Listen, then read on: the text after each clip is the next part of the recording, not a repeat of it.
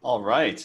Well, thank you everyone for giving us some people are uncaffeinated, some people are caffeinated, some people are content, excited. I think a lot of positive things going on in terms of our guests today. Hello everyone, my name is Rob Catalano, one of the co-founders at InnovateWork. Very excited to host yourselves and our wonderful speakers for today's virtual event.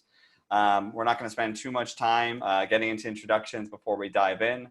But just a few housekeeping items. One is we're going to start off with a quick introduction here, get people into exactly what we're going to be talking about today and where we can help kind of provide some support in terms of understanding how you can ask questions and chat with our speakers.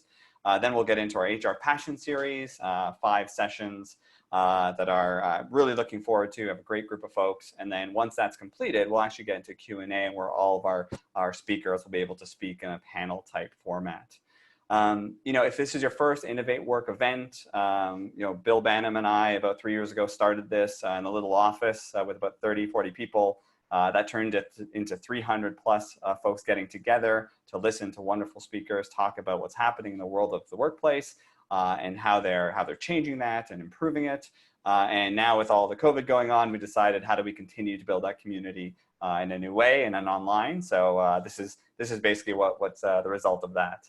What I wanted to mention is before we get started and introduce our speakers, first things first is there are 2 buttons at the bottom of your Zoom client if you are new to Zoom. One is a chat and one is a Q&A. I just want to be clear to everyone, if you have a question or a comment, if you have a comment or an issue with your audio or video or something that you want to chat about, please put that in the chat. But if you do have a question that you want the panelists to answer or the speakers to answer later, please put that in the Q&A. At the end, we are going to moderate, look at those, and we're likely going to look at the Q&A section before we look at the chat section because there'll be a lot of other stuff happening there. So if you can find them, you can pop them up, you can leverage them, ask your questions during a session. We'll hold that and wait to the end. But definitely do participate, and I don't think there'll be a problem. I'm used to this community, definitely providing a lot of questions for conversation. One other thing I want to mention to make your experience better, if you might be seeing, for example, a number of different speakers and faces on a screen at any time. What you can do, if you wanted to isolate your view just to one speaker, at the top right, you'll see a little button called Speaker View. And once you do that, you'll remove all the other boxes and only be interacting with the person that's speaking at that moment in time. So, just to try and make your experience better, I found that it's a really good way to focus on what one individual is saying. That being said, what I want to do is really just talk about our HR Passion series format in a moment. Before we get started with our 5 wonderful speakers that come from different countries around the world, companies that are small in size to large and global. We have this really great kind of diverse look at different ways that they are innovating their organizations and world and what they're very specifically passionate about. And a lot of people typically ask once this is done, why 9 minutes? And the motivation to that is if anyone does have an Apple phone, you know that when you snooze your alarm, it snoozes for 9 minutes. When someone told me, think about what you can do when you don't snooze for those 9 minutes. And I thought, well, why not hear from wonderful leaders in our space in that short period of time?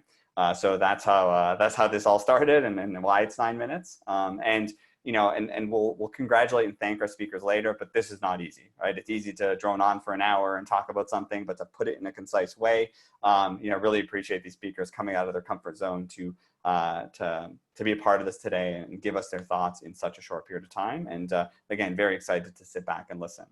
One thing you'll also notice is each of the speakers will be introducing each other. So if their job wasn't hard enough, we have them doing something else. So you won't see me until the end, until we get into the Q&A.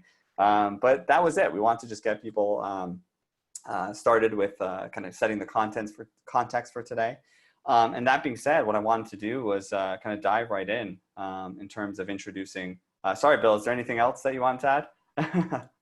Thanks, Rob. Yeah, hi, everybody. I'm Bill Banham, co-founder of InnovateWork. Just to add to what Rob said today, again, a big thank you to our supporters. We couldn't do it without them. So that's Gallagher Benefits, High Road Human Capital, and Lighthouse Labs, as well as Work Tango and the HR Gazette.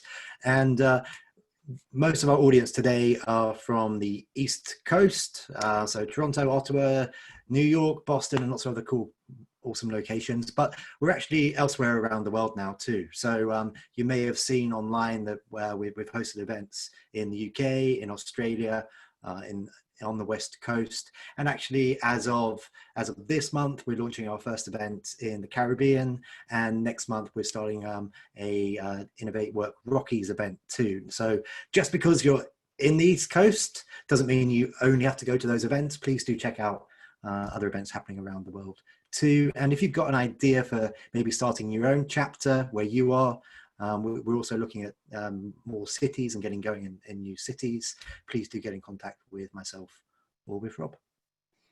Great. Yeah, if there's one thing this virtual world forced us to do, was get online, but it also gave us the ability to build this community above and beyond the cities where we can actually have physical events. So, with Bill's kind of leadership in that front, we've definitely been in other parts of the world, which is super exciting to help build this InnovateWork community.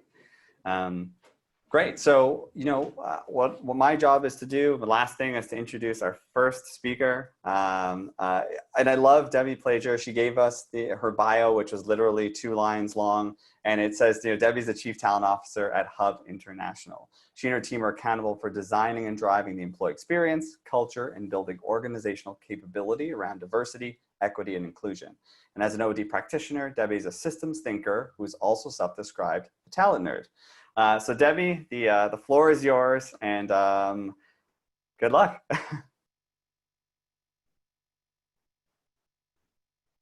Oh, I don't think your audio is on, Debbie. There we go. Oh, I was gonna say, does it start now, or can I wait for it to okay, because I got my timer going.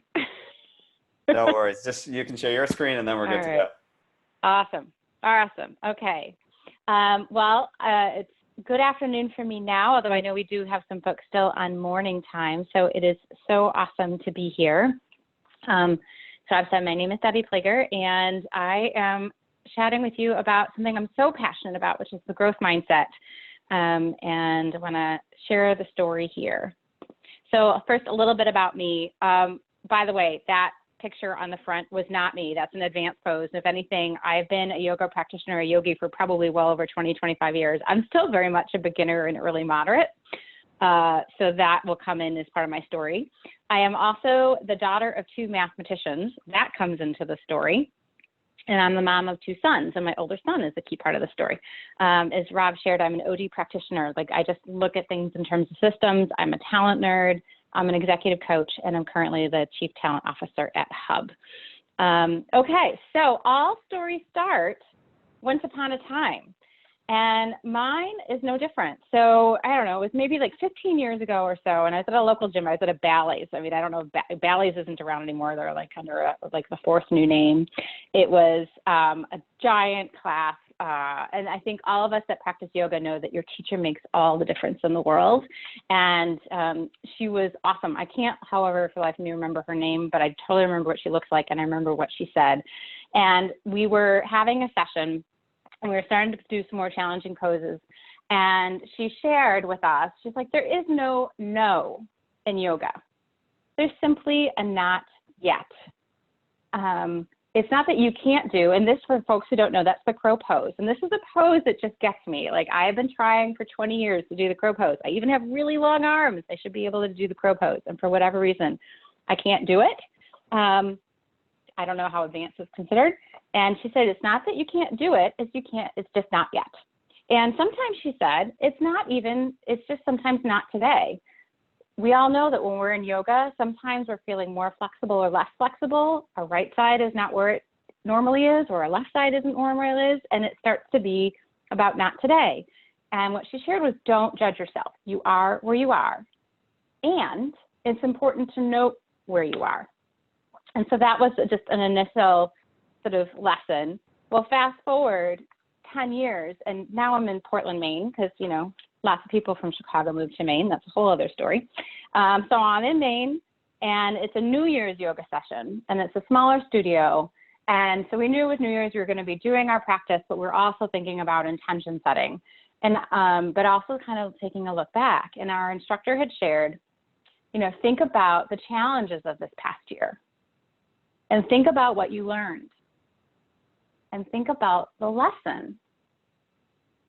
And then she said something that really struck me, which she said, let go of that emotion that was with that lesson. Hold on to the learning, but you can let that emotion go. Leave the emotion behind in this year and keep the learning and take the learning forward.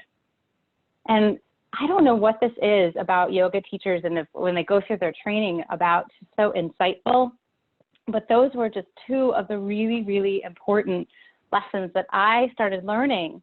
And at those times, I hadn't heard of, Carol Dweck yet. I hadn't heard of the growth mindset. And yet here it is coming to be on my sacred space, which was the yoga mat. And so, as I mentioned, I'm the daughter of mathematicians. Venn diagrams, I feel like so much of the world can be identified and described and defined via Venn diagram. So here it's starting to collide, right? So I'm the mom of two boys.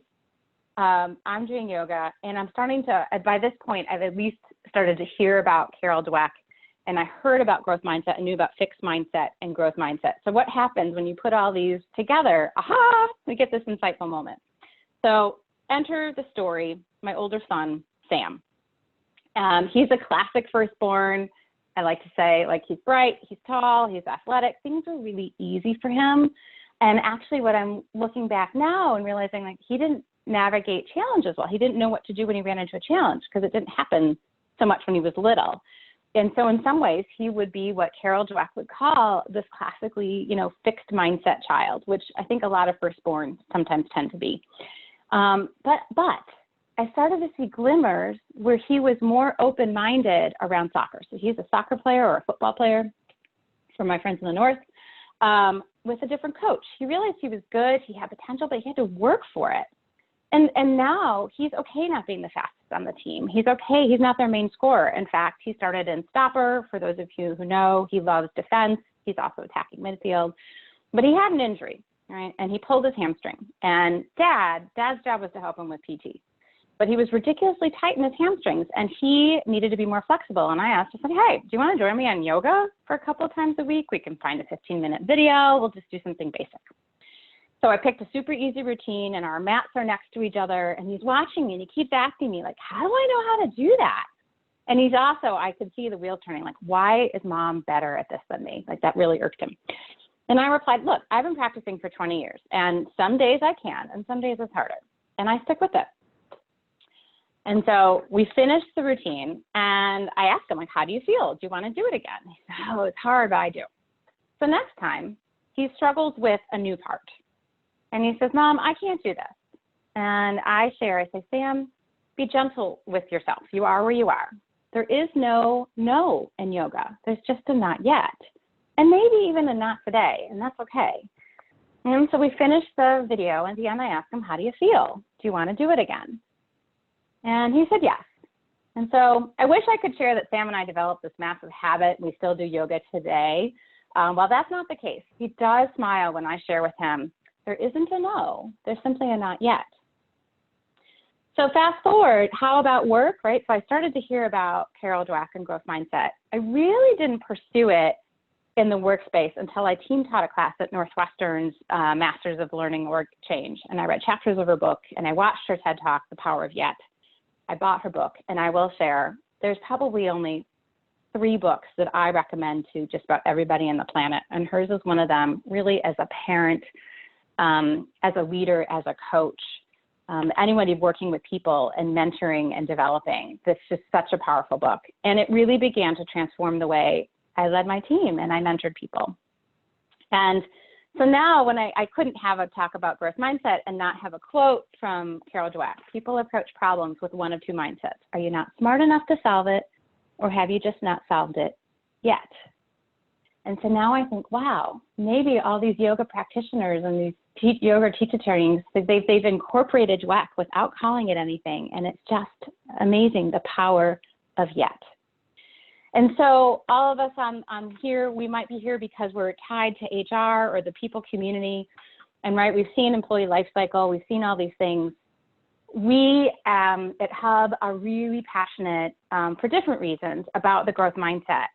And it's like, think about what happens in our employee experience. And what if we didn't just have individuals but teams, but organizations with this mindset?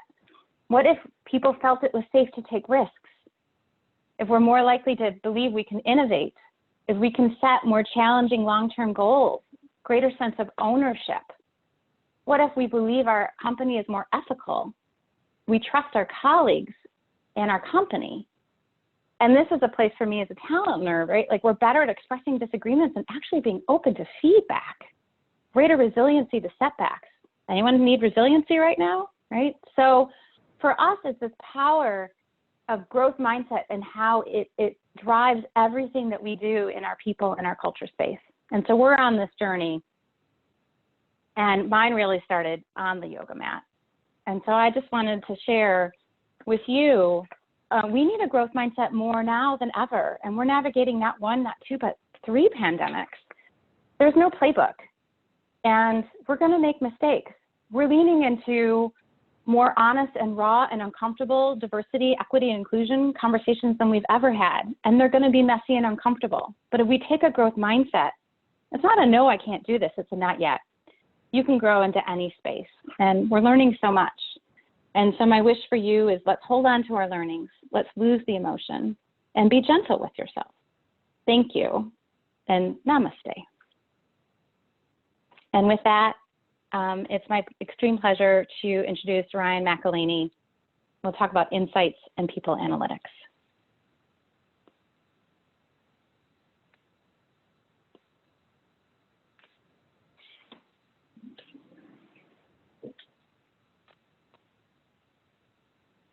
Namaste. How's everybody doing? Let me share my screen here. Bear with me for 1 second. Really appreciate the opportunity to share with everybody in the InnovateWork community. I'm going to talk a little bit about, first of all, looks like I'm still sharing. Can everybody see me? Get a thumbs up here. Can't see your screen, unfortunately. It looks black. All right. Let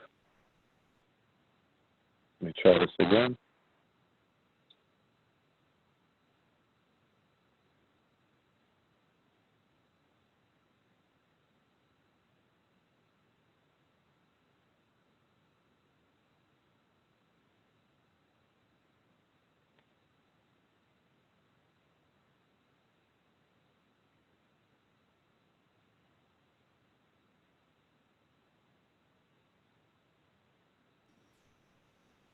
There we go. We can see the screen now.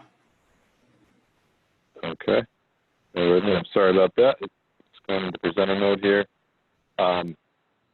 So while that works, going a little bit slow for me, but I want to talk to you guys about the journey I've made in terms of people analytics, because I think as traditional HR leaders, you guys all play a role in it that's bigger than you might realize. Just want to make sure. Let me take a quick pause. Can you see my screen, full screen now, Rob? It's still just the PowerPoint. It's not in presentation mode yet, it looks like. Yeah, it's kind of frozen here. Bear with me 1 more second. So now I'm going to have to talk super fast to catch up.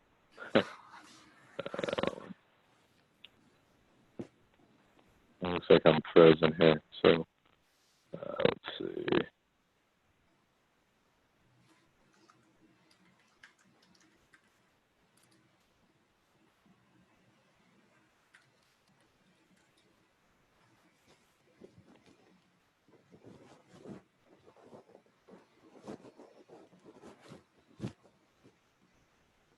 All right, maybe we'll try one more time, and if it seems to have an issue, we can move to a next speaker, and then and then kind of hopefully get that remedied. Yeah, why don't we give that a shot, Rob? If Dean's ready to go, I'll see if we can't get on frozen here. Yeah, actually, Dean just messaged and said he's good to go. So maybe do the quick Dean intro you were planning, anyways, and we'll get Dean ready.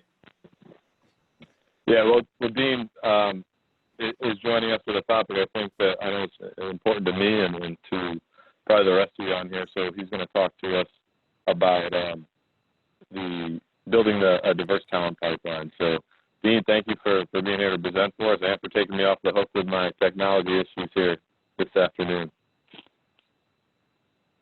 Hey, thank you so much, Ryan, and thank you, InnovateWork, for having me, Rob and Bill. Really, really appreciate it. And to all the attendees, really appreciate you being a part as well. Let me share my screen with all of you as I'm excited to be a part of this session. All right.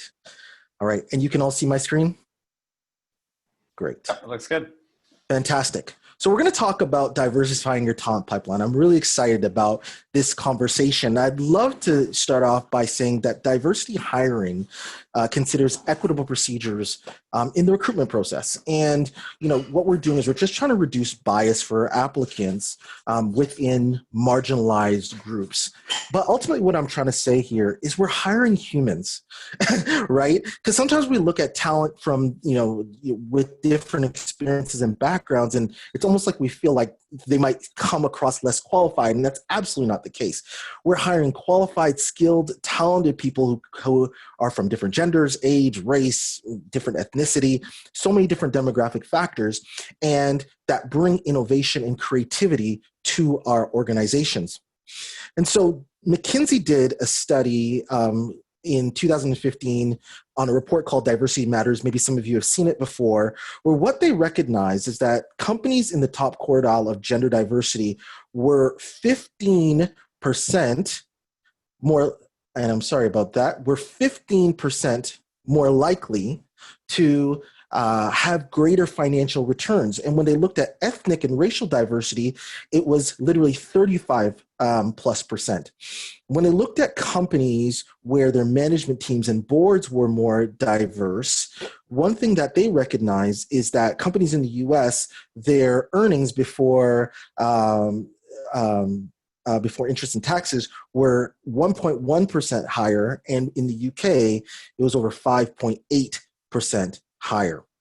Now, companies in the bottom quartile, what ended up happening is they achieved less than above average results. And so, why we bring this all together is this report really, really shows and gives a lot of substance to the fact that having more diverse teams really creates stronger performance and greater innovation in your organizations. And so let's look at 5 key ways we can do that, because all of our local marketplaces are looking for skilled talent, and it's really, really, really important that we find the best and most qualified people out there. So it is said that male applicants will apply to roles even if they only have 60 to 70% of the qualifications on that job description. Whereas with female applicants, they will typically only apply to positions when they have 90 to 100% of the qualifications listed. And so we might be missing out on a great pool of talent. And so here's some thoughts of ways that you can, maximize and optimize your job description. So for example, consider having must-haves and clearly defining what those must-haves are on your job descriptions. Now, I know that some companies, and we are all guilty of it sometimes, just list a whole bunch of different responsibilities, right, that our hiring managers give us. But if you put must-haves and even nice-to-haves clearly defined, that will help to increase the flow into your talent pipelines.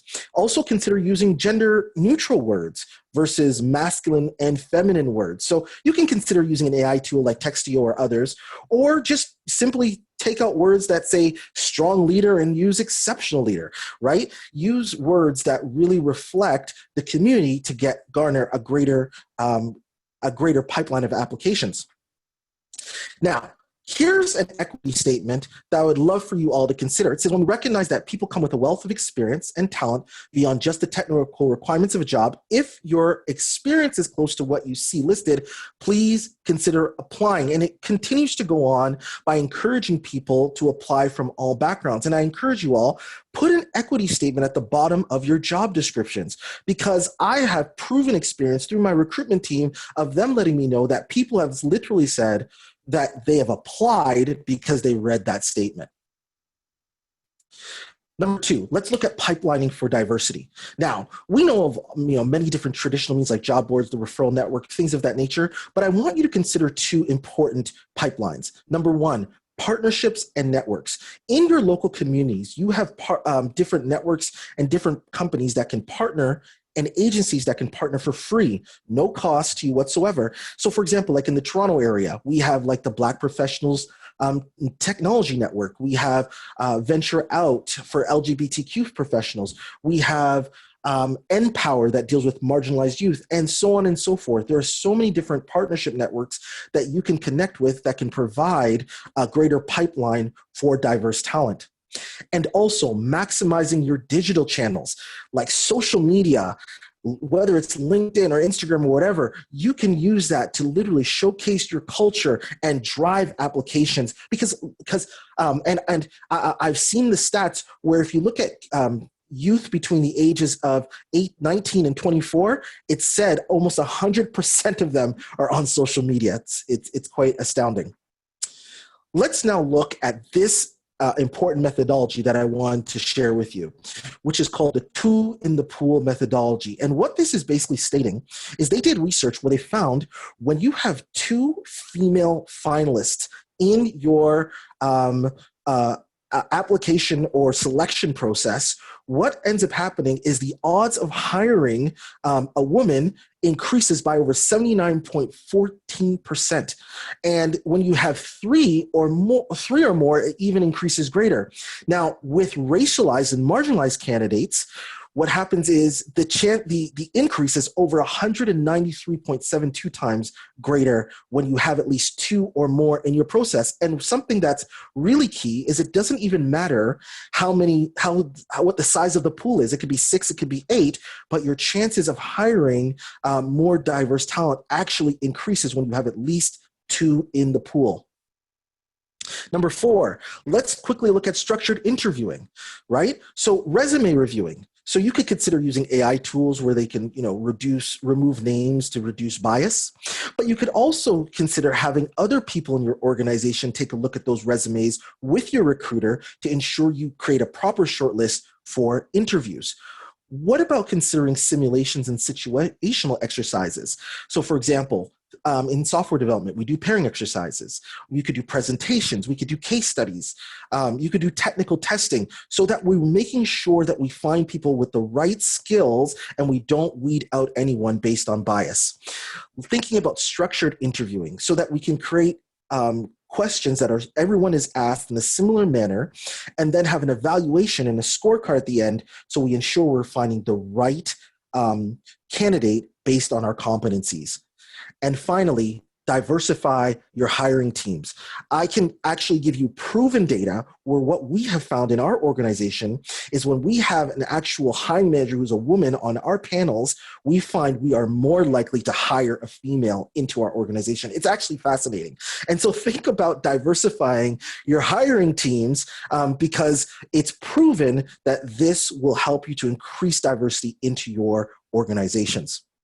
Finally, let me talk to you about employment branding real quickly. And I love this Instagram post from Everling, which says we have 1 founder and 46 CEOs, be the 47th. This is a channel that we can use to literally hire the best talent. I encourage you, craft an employee value proposition and messaging based on your values. I encourage you also to highlight your team's mission and your goals on social media. And also, use social media to show your teams and engage potential applicants, because there's a world of applicants out there that are waiting to work at your organization. And finally, imagine the possibilities, friends. Think about it like this, okay? We want to move our boardrooms and make them look like this. Isn't this a beautiful picture of a brand new boardroom that's waiting for you at your organization just by making some improvements and changes in your hiring practices? Thank you so much for participating and being a part. And you can feel free. I'd love to connect with all of you on LinkedIn. Now, to move forward, I would like to stop sharing my screen and introduce our next speaker, who is Kelly Main. And Kelly is actually, I should introduce her, as Dr. Kelly Main. Kelly's an industrial organizational psychologist and leads global talent management at Trimble. I'm a highly decentralized global company with nearly 12,000 people across 50 countries. She's energized by building and iterating on programs that are proven to be meaningful for employees. Give it up for Kelly, everybody. Thanks so much, Dean. I really appreciate that. Really appreciated hearing your talk as well. I'll definitely be sharing that recording with my teammates in talent acquisition as we continue on our own journey of strengthening our diverse pipeline. Let me share my screen.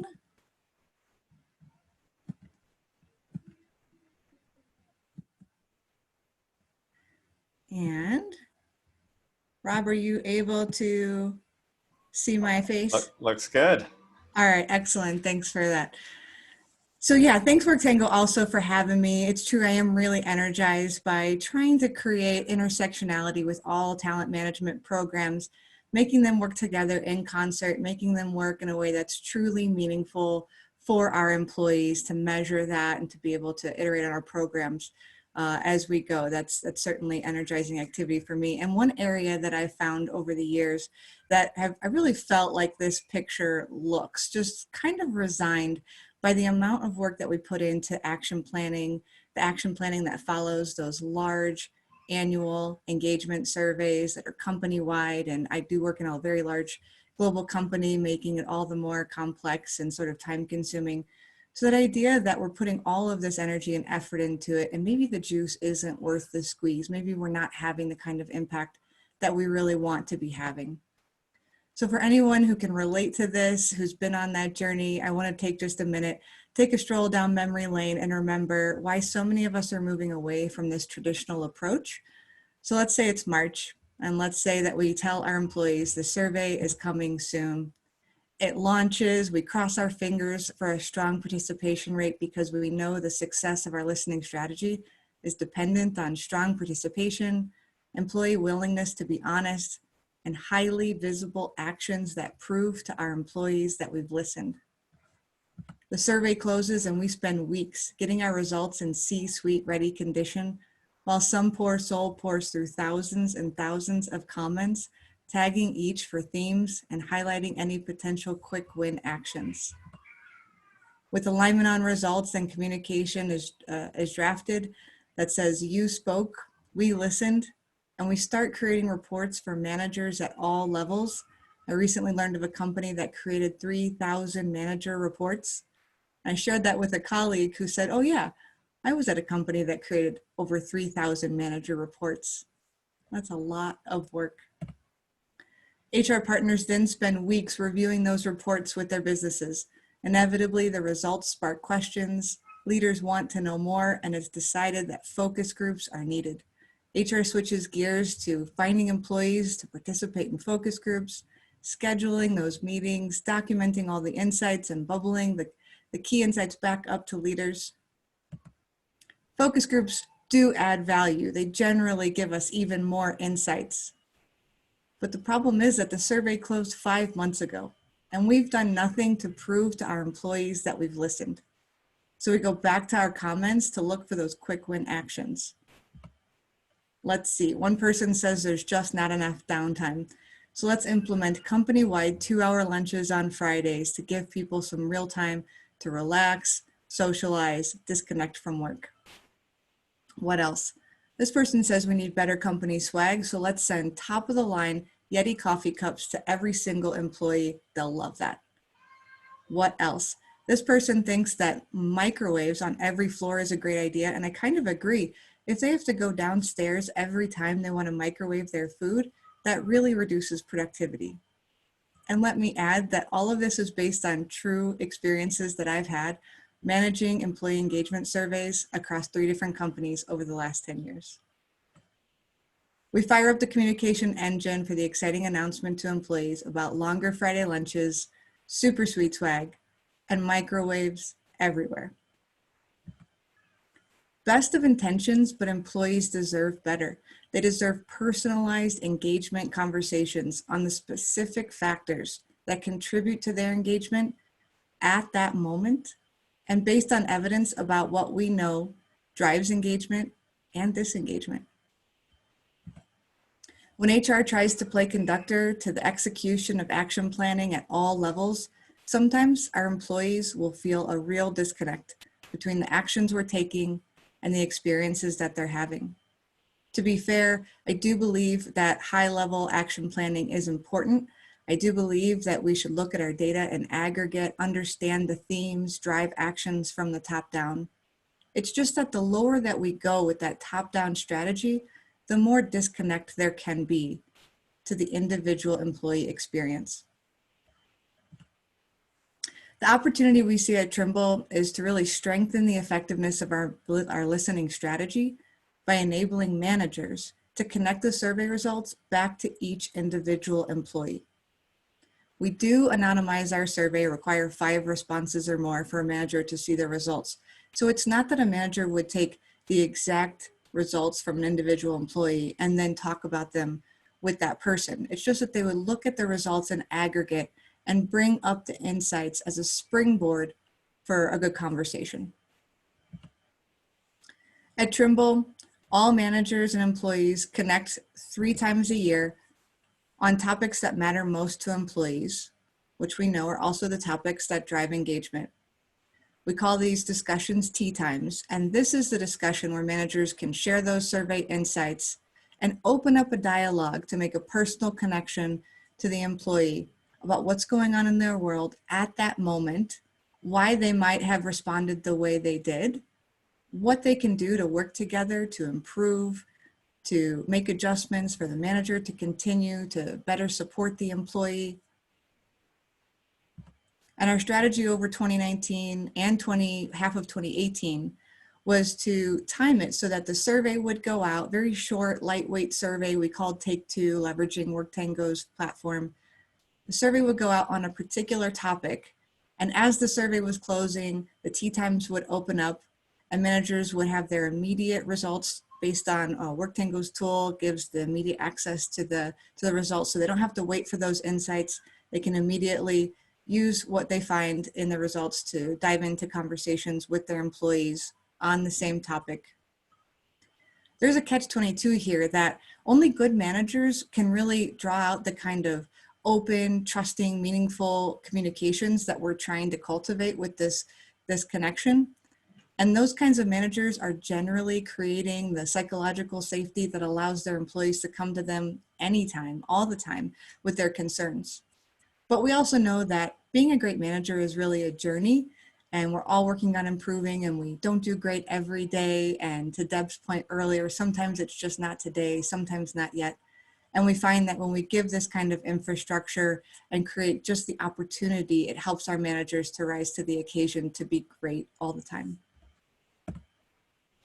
So some of the data that we found after 18 months of running this strategy, we found, and we're thrilled to find, that in fact, employees who were having these great tea time discussions, it was driving up the employee net promoter score, or whether someone would recommend Trimble as a place to work to family and friends. It was driving it up 3 times compared to the employees who had no tea time.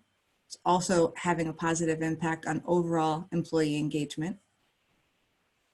Then we also found that employees who report that they valued their tea times were 50 times more likely to recommend Trimble as a place to work to family and friends compared to the employees who did not value their tea time. And one last data point, we learned that bad tea times are actually worse than no tea times. So really recognizing how important it is that our managers have the skills to really have meaningful, effective, quality tea time discussions. We're sure to give manager training at the start of every tea time to make sure that they have the support that they need to do these well. Our story really here is far from complete. It's far from perfect. These conversations, though, we think are proving to us that high-level action planning isn't enough, that there is another piece of the recipe that's more individualized, where employees really know that the time that they invested in answering those surveys, and when we ask them to be honest and that we really value their input, they really feel like there's a personal connection coming back to them, and that they're able to see that sort of meaning at the individual level. We actually paused in 2020 on this specific strategy because one of the downsides that we realized is if we push out career development as a topic to all employees for, let's say, 3 months or 4 months, then employees who career development isn't the most important thing for them at that moment are sort of being pushed to talk about something that isn't a key and critical driver of their engagement. And so we have changed our tea time strategy to offer multiple topic options related to a sense of purpose, related to inclusion and belonging, related to career development. So at any given time, we hope that more employees, maybe not all, but more employees will be able to pick something that's truly meaningful, truly a driver of their engagement at that moment. And we're rethinking how we realign our listening strategy to connect to that as well. So in 2021, we'll be rolling out an aligned strategy there that's more agile and real time, and also keeping that connection to making it individually meaningful for our employees. So with that, thank you for hearing a little bit about my journey, and I'll share our next presenter is Gregg Brown. And hey Kelly, it's Rob jumping in. We're gonna try to get Ryan back and then get Gregg. So apologies. I'm gonna just you had a nice slide too. I didn't think you were gonna come up with a nice slide with Gregg's face on it. So we try to get Ryan back with the technical difficulties, and we'll give him a shot, and then we'll get off to Gregg. Sound good? That sounds great. I don't have a slide for you, Ryan, but I'm really looking forward to hearing a little bit about your topic here. Thanks. Thanks, Kelly. Thank you, Kelly. So Ryan, it looks like you went another route for audio. So I think, so I appreciate that. And it doesn't look like the most comfortable thing, but your slides are on the screen. Thanks for being, working through the technical issues. Yeah, apologies to the crew here. Thanks for bearing with me. And ironically, I'm here to talk about analytics, data, and technology, which is too funny given experience so far. But what I wanted to share with you all today is my journey as an HR analytics leader. And my career really didn't take that path until a couple of years ago. And it was a build out that I took on myself for Webster Bank. We're a regional bank headquartered in New England. But really, out of more traditional HR roles, supporting some of our business leaders through their mentorship, became really passionate about the ability to leverage some of the tools that they're using to transform their business to transform HR. And the thing that's really stuck with me, having dove deeper into that space, is that the biggest gap for us to move forward in HR isn't necessarily the technology. It's not statistics. It's actually us as more traditional HR leaders, having spent a lot of time with analytics leaders. They're missing what we have at the table to really catapult HR to the next level. So I wanted to spend my 9 minutes really convincing you of your role in the journey for HR. So analytics are everywhere, right? We're seeing them wherever we go, whether it's looking at pandemic-related information, we see data and analytics used and sometimes misused. For me, a big sports fan, Moneyball movement in sports, we're hearing about analytics in places wherever we go. HR is no exception. We know analytics skills, the demand for those skills is on the rise, one of the most in demand. CHROs list digital HR as their top priority. We have universities, the biggest new HR degree is a data-focused HR degree. So the headlines are out there, but we're missing the mark. And so it's not something that's lost on the rest of our organizations. It's concerning to me, and as you can see, Mr. Crying Jordan in the corner is also concerned that more than half of the new CHROs hired last year were actually from outside of the HR track. So people who came from a different space and had the skills that outside leaders know we need to take on in HR. So the question for me is why? Why is it that HR has been so slow to adapt and leverage the tools that we have at our disposal? And I think the common sense answer is, it's not in our profile, our style preferences. We don't have people who generally gravitate towards other people, really also investing as much time and energy in some of the science involved with the technology data analysis that are driving the movement.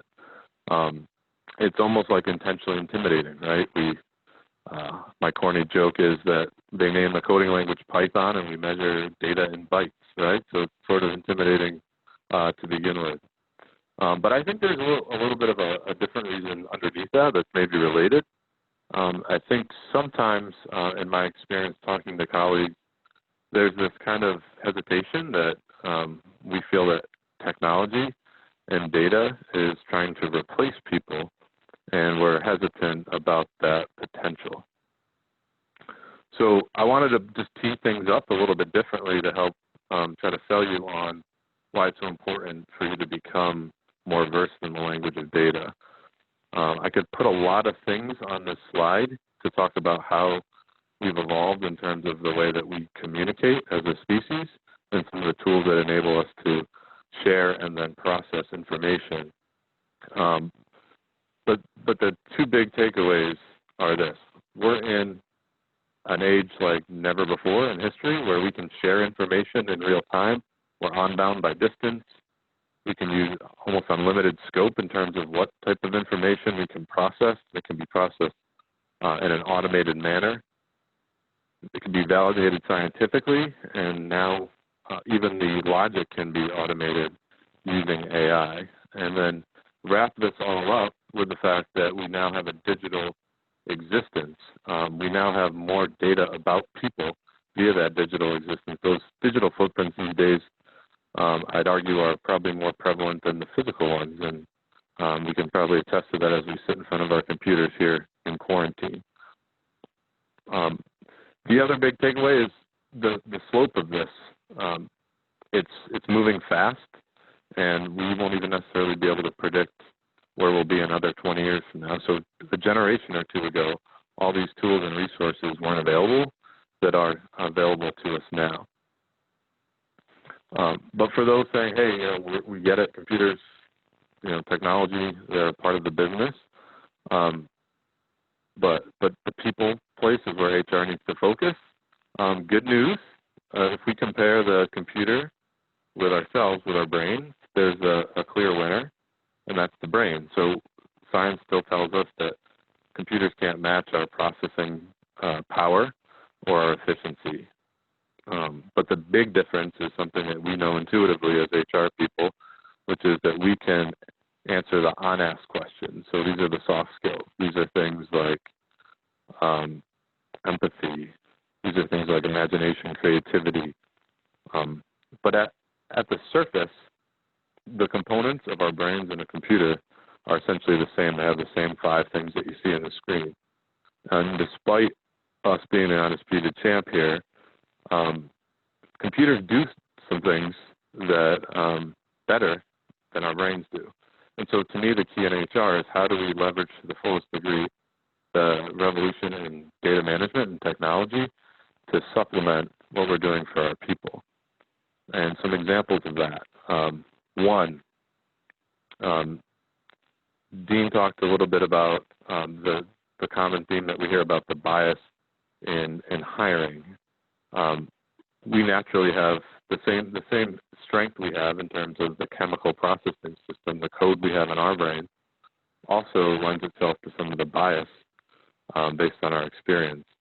We know memory, for example, is flawed, where computers don't have that challenge. But to me, the biggest difference and the biggest place that we can leverage is the input system. So we know that all experience, our view of the world is all relative based on what we've experienced.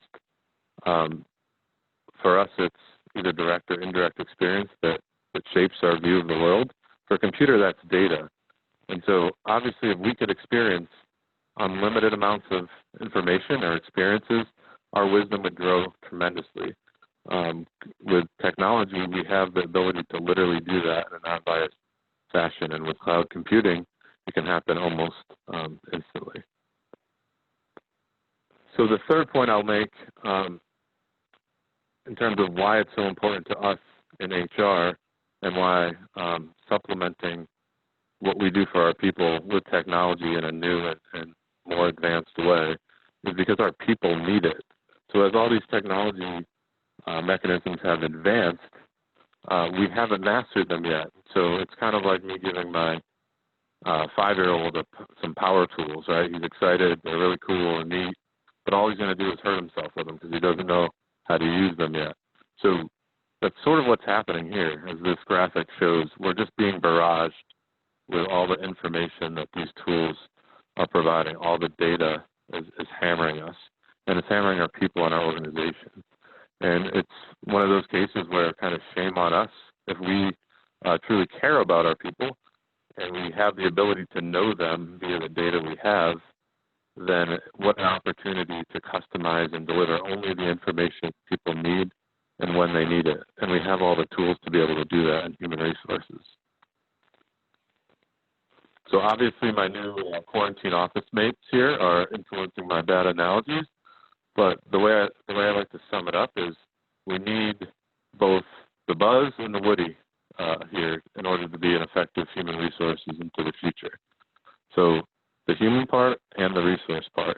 I have a few sample questions here, but the main point is if we can make a tag team of the technology and our human EQ, that's how we're going to move our organizations forward. There's not a single question I've come across from my traditional HR background or for those posed to me that I don't see a role of technology in really enhancing in the coming years.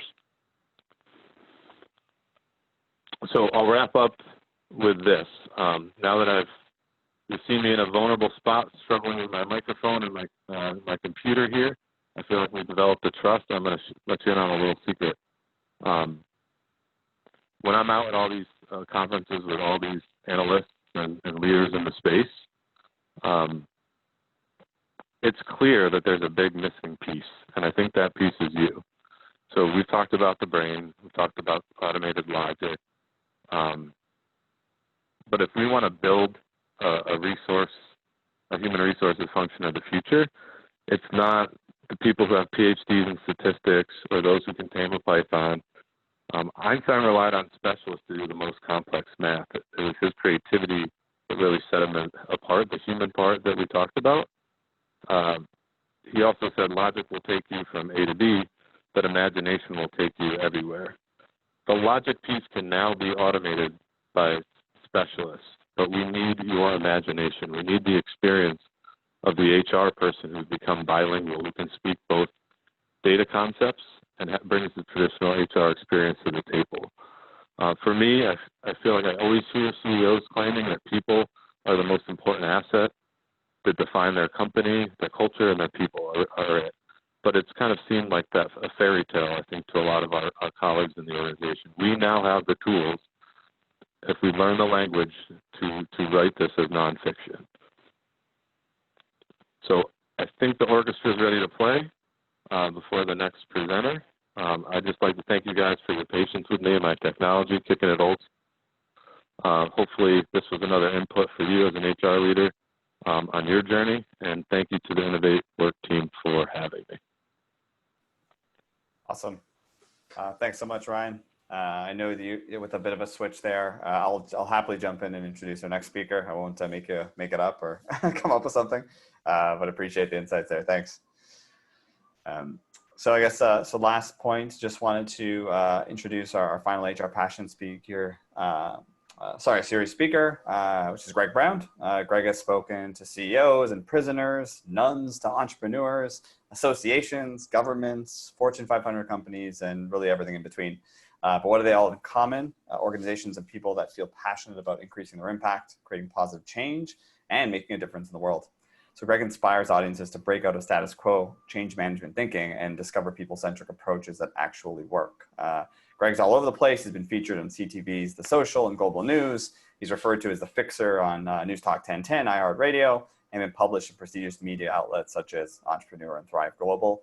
He's the author of the best-selling book, Ready, Set, Change Again. Take control of change before it takes control of you. That being said, everyone please welcome Gregg. Thank you, Rob. Hi, everybody. So great to see you all here today. And I'm so happy to have listened to those other wonderful speakers. So I'm just going to share my screen here and get my little slides up. There we go. Perfect. Let's just pop that up. Look at that. There we go. So when we're called upon to expand that vision of who we are and what we can do, what happens is it forces us to step out of our comfort zone.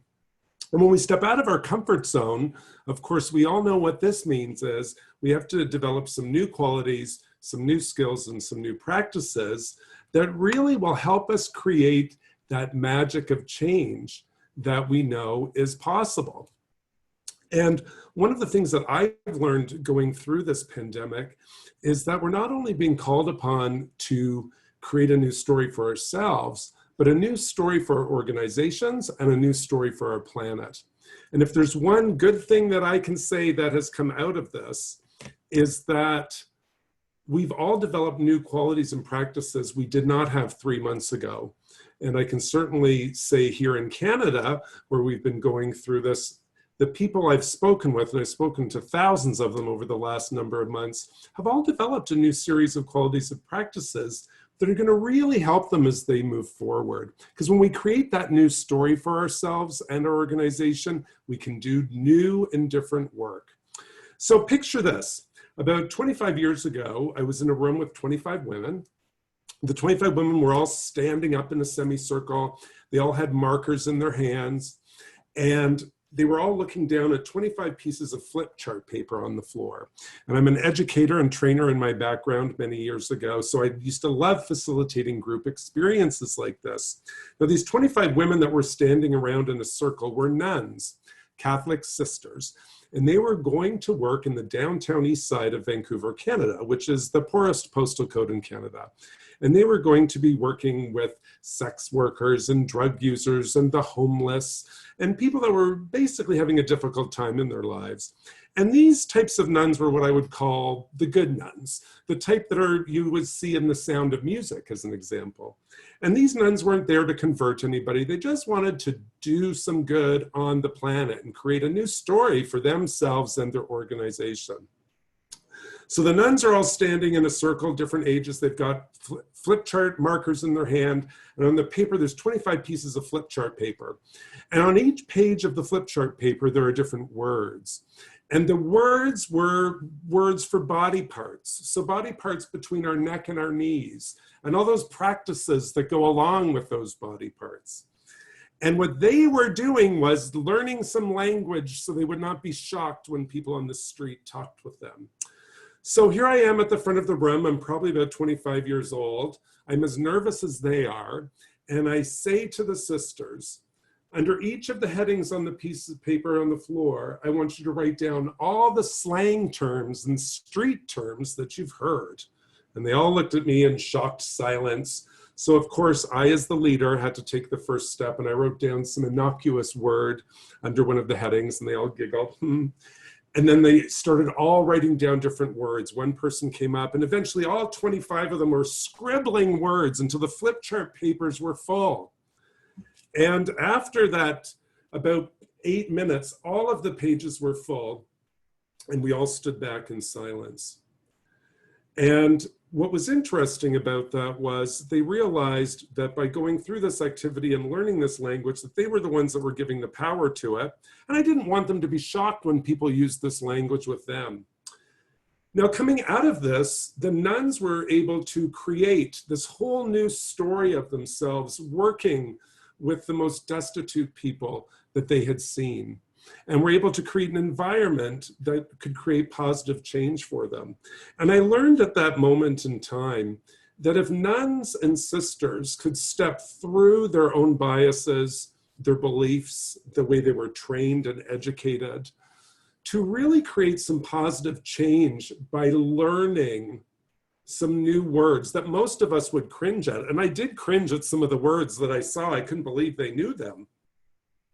I knew that if they could step through that barrier to do that, that all of us in the organizational world that we're dealing with mergers, acquisitions, implementation of new IT processes, new HRMIS systems, all of that stuff, surely we could get through that. And what this pandemic showed me that tied into that story of the nuns is that we're really all apprentices to change. And just like Harry Potter and Hermione Granger here, as apprentices to change, we are never really masters of it. I mean, it doesn't matter what our expertise is. We're never really masters of change. And I used to teach a course called Mastery of Change. And I think it was a load of crap now, because I realized that as apprentices to change, that every situation requires a different approach, and it requires us a mindset for us to be open. And as the other speakers have spoken about, it really is about the brain and mindset that allows us to step to the edge of change, to sharpen that capacity to lead. And just like I was leading the nuns through a process, I believe that as leaders, when we lead people through change, we're leading alongside our teams. Sometimes we're at the back, sometimes we're at the front, but during large scale change, especially like this pandemic, we're going through it just like our teams are going through it. And we're really leading alongside our teams. So let's look at a couple of techniques to help us create that new story for ourselves and for our organizations. So as you've heard, and Debbie spoke about this first, about growth mindset, I think it's important to practice shifting our mindset. So mindset isn't just some woo-woo concept. It's a collection of neurons that fire around in your prefrontal cortex, and they trigger you to pay attention and to problem solve during the day. So a way to test your mindset is to think about how you start your day, because the thoughts you think how you start your day is how you're going to live your day. So if it's raining outside here in Canada, some people will get up and say it's a lousy day. Now, I can guarantee if you program your brain to think it's a lousy day when you get up, you're probably not going to be able to handle all the challenges that will come to you throughout that day in a way that's effective and productive. However, if it's a rainy day out and you get up in the morning and say, oh, it's a wet day, and take the emotion out of it and look at the fact, your brain is programmed to handle the day better. It doesn't mean you're not going to have bad things happen. What it does mean is you'll be in a better mindset to handle them. So how you start your day is how you live your day. And that is true when it comes to dealing with organizational change, and especially change with this pandemic is about when we get stuck into that mindset, thinking about how to shift it. The second piece to look at is to be prepared to be unprepared.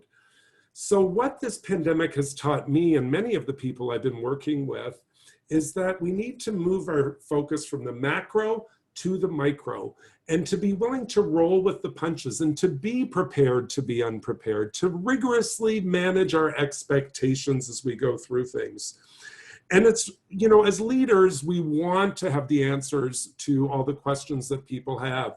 Yet since we're leading alongside our teams, we're not going to always have all the answers. And it's really about the quality of the questions that we have. Because when we are able to live in the uncertainty, that's when we can break through our barriers and our challenges. And that's not just with COVID, that's with any type of change that we have going on at work. And the last piece, and I mentioned this at the beginning, is that when we go through challenges like what we're going through now that affects our personal and our professional, one good thing that has come out of this, and this does not negate any of the people that have, you know, been sick or ill or have, you know, worried about their financial independence or who have passed away. The good news in this is that we are all developing new qualities and skills and practices that are going to serve us as we go forward. And I encourage you to think and to ask the people you work with, what are those new qualities, skills, and practices? Because hopefully we won't need to deal with like this anything in our lifetime again, yet the quality, skills, and practices that we're learning now can apply to any type of organizational change. You know, I wrote an article on 6 change management myths, which I'll pop up in the chat when I'm done. And, you know, I used to think people needed time to grieve and people needed a lot of time to deal with change. And what we've learned with this pandemic is some organizations have been able to change on a dime and all of a sudden went from 50,000 people working in an office to 3 weeks later, everybody being virtual. And those sorts of things would normally take a long time to do. But because of the pressure we're under, we were able to develop these skills and practices. So look for the ones that are relevant for you. Whoops, there goes my timer. So these are three. I'm going to post the link up to the change management myths. And what I'll leave you with is this, is as we progress through this pandemic, and all of us in HR are going to be thinking about these concepts and how they apply to our work, what is that new story you want to create for yourself, your organization, and the planet? Because now is the time to do it. This is the time when it's not just about our skills and our abilities. I'll close with a quote from Dumbledore, that esteemed headmaster of Hogwarts School of Witchery and Witchcraft, from Harry Potter. And he says this: "It is not our abilities that say who we truly are, it is our choices." So that's my challenge to you. Thank you for having me. And I'll put my link up in the chat window for that article. And Rob, I will turn it back to you. Awesome. Well, thank you very, very much. Again, a really big thank you to all of our speakers. We'll have them all pop up their videos as we get into a kind of Q&A session now. You know, I may show them some love on the chat. It's not easy to do that in 9 minutes, but really appreciate it. It took so much value. I have so many notes here, but it's not about me today. I wanted to get some of the questions from people on the chat. So let's just dive in. If you haven't asked them yet, feel free to get them in there, and I'm going to try to be the voice of everyone that's on this. So I guess first things first, and also the way we do this in InnovateWork is if other folks on the panel have an idea, a concept, things they've done with their teams, feel free to add some color, you know, even though some of these might be directed to one person. But the first question was for Dean, and it said, what would you say is the most difficult part of implementing a D&I program? So kind of holistically through the concepts you were mentioning there. Yeah, thanks for that question. I would say probably getting buy-in, number one, from your leadership team. I think that's important because if you don't have buy-in from your leadership team, this becomes more of like a pet project. You don't mind me saying it like that, or kind of one of those initiatives that you might just do on your own, but with the possibility of it not going anywhere. Now, if you want to, for example, gather data in order to make a business case to your team, I think that's fantastic, your leadership team.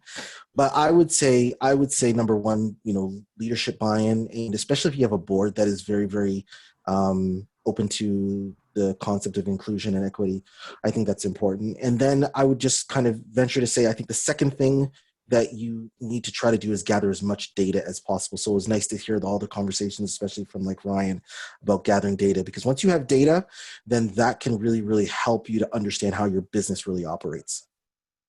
Awesome. I was going to do a follow-up that says any quick recommendations from the panel of what they've done to try and get that buy-in. And I think you might have answered it with using the data that might be around you internally or externally. Any other thoughts or points on maybe how this team has gotten buy-in with their executive team? I would just add, I think, Dean, to the data and the exec team, but also your point about like shifting up who's on your interview panel. I think it's also like, this is something that we can test and learn and then get data, like, because my company might be more suspicious of external data, but they love it when there's something internal. So I use that to go to someone who knows, who's interested. I get data internally, and then I can also share that, and that seems to work well. Awesome. Rob, I also have something to add to that. Some of the challenges I've encountered with D&I programs over the years, when I used to do focus groups and so on, one of the pieces that I think is really valuable is when we're implementing any type of program that's a change, is to really get into the mind of the other person that you're going to be trying to sell the program to or get buy-in to. So get into the mind of the audience or group and think of what their barriers are going to be and what their pushbacks are going to be. And you might not be able to remove those, but just acknowledging them can move people down the path of change. You know, sometimes as leaders, I think we have to have all the answers. And yet just acknowledgement around the discomfort, the perceptions, and so on, can still build that bridge for people to engage in the change. Wonderful. Thank you very Rob, much. if I could just, with 2 seconds, add to that. Greg made a very, very good point. Something that we did, because Greg is absolutely right. Like something, both Greg and Debbie are actually right. Well, something that we did was we understood each persona of each leader on our team, and we knew who needed a business case and who needed more of a relational connection, right? So that's case in point. I really do agree with both Debbie and Gregg's sentiments. Wonderful. Awesome. I love how people are chiming in and helping or adding on. Perfect. So I guess another one that popped up next was from Susan. It said for Kelly. And I was actually wanted to kind of ask this as well, but can you share how you train managers to have valuable tea time conversations? So what are the key skills that are needed? How do you approach it? Yeah, so a couple answers. Some of the tea time practices are the same regardless of what topic we're approaching. So whether it's career development and or inclusion or sense of purpose, we need managers to show up with a growth mindset, to always be in a state of knowing that their employees are where they are right now and they're fully capable of progressing and growing. And that sort of foundational mindset, as we talked about multiple times today, is baseline. And we've leveraged Franklin Covey and of course Carol Dweck for a lot of that. We've also leveraged Franklin Covey around what it looks like to have a great one-on-one, and that general principle applies to our tea times as well. It's employee driven. It's when managers are stepping into that role of a coach, when they're asking the strongest questions that they can and helping the employees sort of self-discover the right answers and opportunities and insights for themselves. There's also creating a culture of feedback when you do need to shift into a role of giving feedback, knowing the skills to not trigger threat responses, to be able to really having a meaningful connection and drive those behavioral changes when needed, and also invite feedback and always create that psychological safety of insights and dialogue to be able to flow in all directions are just some of the principles that apply to all tea times. And then when it comes to specific topics like career, for example, a lot of managers we find are intimidated to have those career conversations because they can't make promises about the future, and because there's maybe a disconnect between where the employee sees that they are and where the manager sees that they are. So we remind managers every time we have career conversations about all of the tools available within the company that are largely free, although some at an affordable rate, to make sure that they can point employees to those resources, and then also a framework to help the manager and employee align on where they see the employee is. How much room does the employee still have to grow? Are they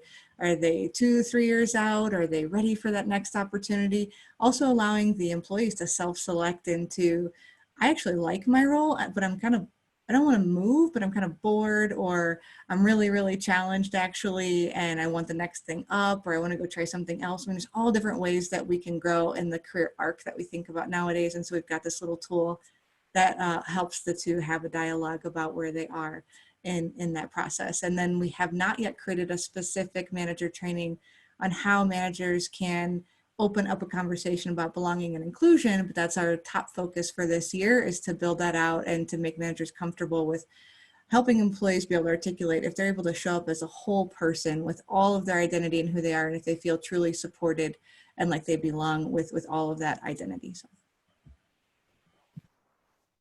Cool. Thank you. Any other thoughts or comments on that before diving to another question? Great. I love the concept of, it's not a performance management conversation. It's really about development, right? It's kind of the change in kind of concept and mindset seems to me what works in those situations. So good kind of tactical examples on how that can work. One came out on the chat, and it was to Gregg, and it asked what qualities or skills are people in HR being asked to cultivate during this time? So any thoughts, or obviously the rest of this team, what they might be doing with the rest of your HR team? Was that to me? Oh, okay. Was that to me, Rob? Okay, cool. Sorry, yes. Sorry, I don't know how to use the mute button, unfortunately. Hey, we're good. Well, I think, I think some of the skills and qualities are what I would call the human resources we need. And by human resources, I mean compassion, empathy. All the HR people I've spoken with over the last few months, and literally from around the world, have said things like, I'm having to listen to more personal stories. I'm having to engage with people more personally because our lives are intersecting and overlapping like they haven't done before. And I also think it's, if you think about the old traditional way of HR, which was very transactional, people came to us to hire people and we would fire them and all that sort of stuff to make it simple. The HR roles evolved to much more we're coaching managers and supporting other leaders for them to do the work themselves. And I think people are looking to us in HR for the answers now, because A, they think we have them, which we may, yet I also think we're seen as the people. And I think it's really about thinking about what are the questions that we need to ask to create that new story, to break through possibility, and to get rid of those limitations that we put around us. And sometimes that involves thinking inside the box, not thinking outside the box. And think about what can we do in this context. So those are my thoughts on that. Great. Any other thoughts? There are two that come to mind. Oh, go ahead, Kelly. Just two quick ones that I think we really are thinking a lot about learning from two other disciplines, which is the design community and the software engineering community. And so from the design community, how do we do our work in a way that is user-centered, that is employee-centered, that keeps them right at the front of all of the problems that we're trying to solve, really considering their experience in those problem-solving sessions. And then from the software engineering community, of course, how do we work in an agile way? And I've had this real dilemma, cognitive dissonance for myself over the years of not wanting to iterate so fast and so frequently that I'm creating too much disruption, but acknowledging that if I don't fail forward and fast, then my programs aren't improving at the speed that I want them to. And so how do we just help our employees and our managers build up that resilience and that change capacity that we've been talking about so that they can go on that ride and just be excited about the iterative process. And I was going to go in a slightly different direction with your question, Rob, but thinking more about just the world at large as we're working. It was, you know, back in March, I think Time called it like the world's largest virtual work experiment. And while that's true, but in the reality is now we're really clear, this is not typical virtual work. This is extreme work, home, life integration. And so our role and how we're really coaching our employees and our leaders, and we do a lot of work focused on our leaders to say, like, they're wearing double stress, right? Because they're employees themselves and they're feeling like focused on the well-being of their team members in a way. And so it's just reminding them, you know, it's that authenticity, it's that generosity, it's that just checking in. It doesn't necessarily take a lot of time, it's the quality of time and really just dialing up. I think it was Greg, you said that your empathy and just your humanness, and that's what we need right now. Hey, Rob, I'll jump in on that too. Just one little comment to share in terms of looking at the future of HR. I think everyone's had great comments throughout their presentations on that, but just a general thing to keep in mind that I found helpful is, you know, we're generally not in the front line in terms of budget or strategy, right? Despite how hard we work to get up there, in most businesses, it's the revenue-producing engines that are at the front of that line. So there's kind of a cheat sheet. If you study retail or customer-focused business, they're in the same business as us in a lot of ways, right? They're trying to understand and anticipate human needs, what makes people tick, what makes them want certain things, how to make their lives easier, more convenient, you know, the standard 5 sales benefits, right? So if you see what people are doing in those spaces, that's what's coming to HR 10 or 15 years down the line, and hopefully sooner if we can, make our business cases and start executing quicker. It's kind of interesting. A lot of people say, like, you know, all of a sudden all this data and technology in HR, I'm like, it's what happened in the past, right? It started with supplier relationship management, and then it came with customer relationship management, and then a lot on the marketing automation and the prospect, and all the same concepts and data and technology is now what I call ERM, kind of employee relationship management. And it's kind of, when you frame it that way, you're right. Like, a lot of what those companies are doing are just, we're kind of using those similar concepts and ideas. So yeah, it's really, really cool insight. Awesome. So wanted to ask another question that just came up kind of midway through the session from Tracy, and I'm assuming it's directed towards Dean, but interested in anyone else's thoughts. But it said, wouldn't and this is based on the equity statement that you provided, but wouldn't an equity statement that encourages unqualified candidates to apply create a negative experience or potentially overpromise a position they may never get a call back for? Yeah, great question. Thank you, Tracy. Well, for us, I mean, I do, I do agree. I don't think we're trying to overpromise with that statement, but what I think, based upon kind of what we've learned on the data, that this statement really, really encourages people who may, generally not apply to a role, even though they have all of our must-haves, and that's kind of why I separated the must-haves from the nice-to-haves.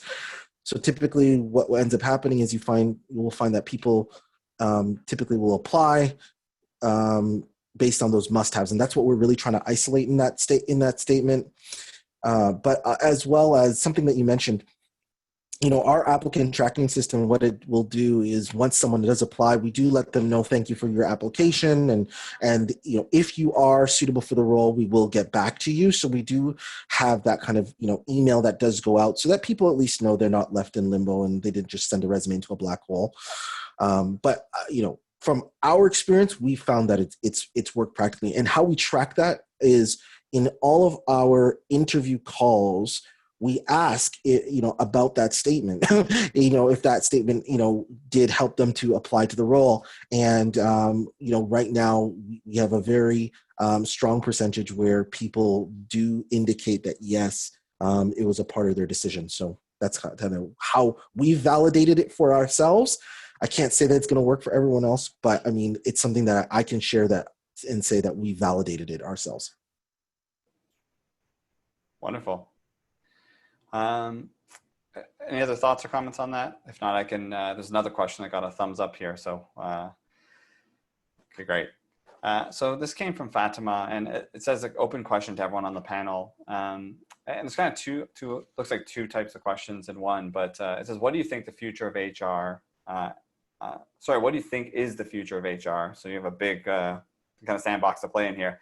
And what relevant skills are required for professionals to upskill and align the work of HR with the overall business strategy to deliver the impact? And I think there were some things around the earlier question, which I think was cultivate during this time, with that things are moving in a different direction, especially with the pandemic, et cetera.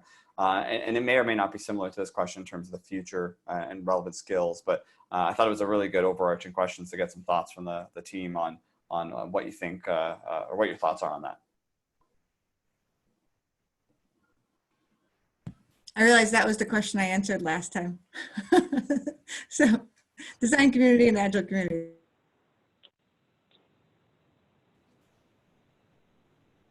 All right. Bill, I think you said you had oh, sorry. Rob, I'll add something to that.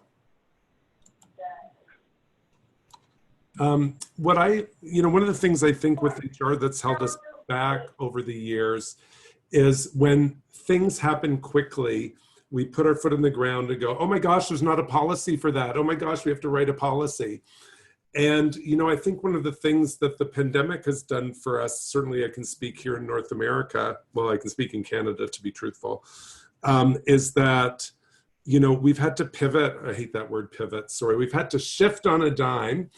And I don't want to use that word pivot anymore, I hate it.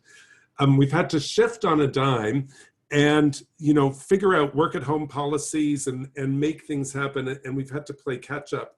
And I think it's really important for us to be seen as a strategic business leader during this time, to be at the table with decision making, to advocate for being there, and not to be the person who puts up their hand saying, but we need a policy, we need a policy. Yes, we need a policy.